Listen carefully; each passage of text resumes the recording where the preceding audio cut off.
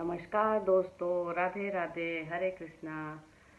तो जैसा कि आप सब जानते हैं, कार्तिक माह चल रहा है और ये दिन बहुत शुभ होते हैं कार्तिक महात्म सुनने के लिए। तो मैं चाहती हूँ कि कार्तिक महात्म मैं आप लोगों के सामने कहूँ, क्योंकि स्पेशली बुक उठा के कोई नहीं पढ़ना चाहता, जल्दी टाइम नहीं है, ये नहीं है। तो मैं सोच रही कि मैं खुद ही आप लोगों के सामने ये बोलती हूँ, कार्तिक महात्म सुनाती हूँ। तो आप लोग ध्यान से सुनिएगा, बहुत अच्छा रहता है श्रवण करना। कुछ चीज़ें कार्तिक मास में बहुत ज़रूरी, जो कि मैं पहले आप वीडियो में बता चुकी हूँ। तो हम स्टार्ट करते हैं। बोलिए ओम नमो भगवते वासुदेवा, हरे कृष्णा कृष्ण कृष्ण हरे हरे, हरे राम राम राम हरे हरे। तो ये है जिससे भगवान जी के प्रभु के दर्शन करके कह रही हूँ। मैं सिंभु माता शारदा, बैठे जिव्या आए, कार्तिक मास की कथा लिखे कमल हर्षाए। नामी शरण्य तीर्थ में श्री सूत जी ने 88,000 सनकादि ऋषियों से कहा, अब मैं आपको कार्तिक मास की कथा विस्तार पूर्वक सुनाता हूँ, जिसका श्रवण करने से मनुष्य के सभी पाप नष्ट हो जाते हैं और अंत समय में वैकुंठ धाम की प्राप्ति होती है।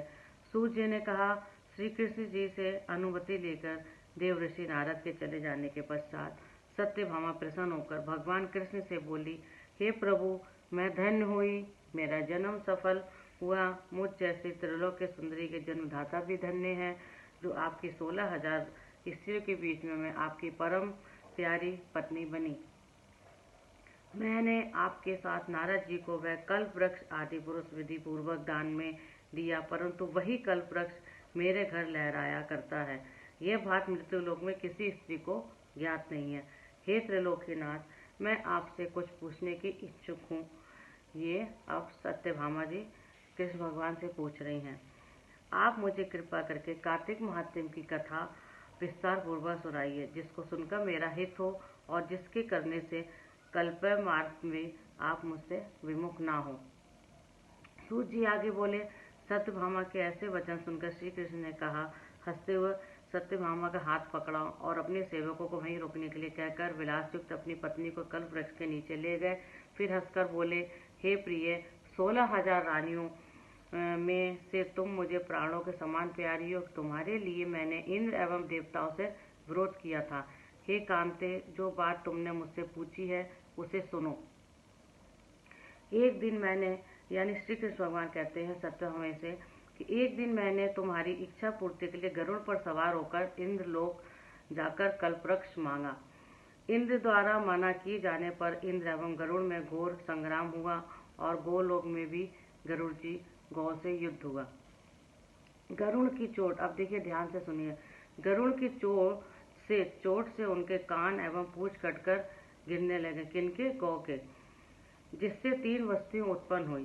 कान से तंबाकू, पूंछ से गोभी और रक्त से मेहंदी बनी। देखिए, आपने देखा कई लोग मेहंदी नहीं लगाते इसी वजह से। इन तीनों का प्रयोग करने वाले को मोक्ष नहीं मिलता। तब गौओं ने भी क्रोधित होकर गरुड़ पर वार किया, जिससे उनके 3 पंख टूटकर गिर गए। इनके पहले पंख से नीलकंठ, हाँ ध्यान से सुनिए, ये किसका? जब गरुड़ गिरे तो इनके पहले पंख से नीलकंठ, दूसरे से मोर और तीसरे से चकवा चकवी उत्पन्न हुए। हे प्रिय, इन तीनों का दर्शन करने मात्र से ही सुफल प्राप्त हो जाता है। यह सुनकर सत्यभामा ने कहा, हे प्रभु, कृपया मुझे मेरे पूर्व जन्मों के विषय में बताइए कि मैंने पूर्व जन्म में कौन कौन से दान, व्रत व जप नहीं किए हैं। मेरा स्वभाव कैसा था, मेरे जन्मदाता कौन थे और मुझे मृत्यु लोक में जन्म क्यों लेना पड़ा। मैंने ऐसा कौन सा पुण्य कर्म किया था जिससे मैं आपकी अर्धांगिनी हुई। श्री कृष्ण ने कहा, हे प्रिय, अब मैं तुम्हारे द्वारा पूर्व जन्म में किए गए पुण्य कर्मों को विस्तार पूर्वक कहता हूँ, तो सुनो। पूर्व समय में सतयुग के अंत में मायापुरी में अत्रि गोत्र में वेद वेदांत का ज्ञाता देव शर्मा नामक एक ब्राह्मण निवास करता था। वह प्रतिदिन अतिथियों की सेवा, हवन और सूर्य भगवान का पूजन किया करता था। वह सूर्य के समान तेजस्वी था। वृद्धावस्था में उसे गुणवती नामक कन्या की प्राप्ति हुई। उस पुत्रहीन ब्राह्मण ने अपनी कन्या का विवाह अपने ही चंद्र नामक शिष्य के साथ कर दिया। वह चंद्र को अपने पुत्र के समान मानता था और चंद्र भी उसे अपने पिता की तरह ही सम्मान देता था। एक दिन वे दोनों कुश व समिधा के लिए जंगल में गए। जब वे हिमालय की तलहटी में भ्रमण कर रहे थे, तब उन्हें एक राक्षस आता हुआ दिखाई दिया। उस राक्षस को देखकर भय के कारण उनके अंग शिथिल होने लगे। तब उस काल के समान राक्षस ने उन दोनों को मार डाला। चूंकि वे धर्मात्मा थे, इसीलिए मेरे पार्षद उन्हें वैकुंठ धाम में मेरे पास ले आए। उन दोनों द्वारा आजीवन सूर्य भगवान की पूजा की जाने कारण मैं दोनों पर अति प्रसन्न हुआ। गणेश जी, शिव जी, सूर्य व देवी, इनकी सबकी पूजा करने वाले मनुष्य को स्वर्ग की प्राप्ति होती है। मैं एक होता हुआ भी काल और कर्मों के भेद से 5 प्रकार का होता हूँ। जैसे एक देवदत्त के पिता, भ्राता आदि नामों से पुकारा जाता है। जब वे दोनों विमान पर आरूढ़ होकर सूर्य के समान तेजस्वी रूपवान चंदन की माला धारण किए हुए मेरे भवन में आए, तो वे दिव्य भोगों को भोगने लगे। ये तो दोस्तों पहला अध्याय समाप्त हुआ।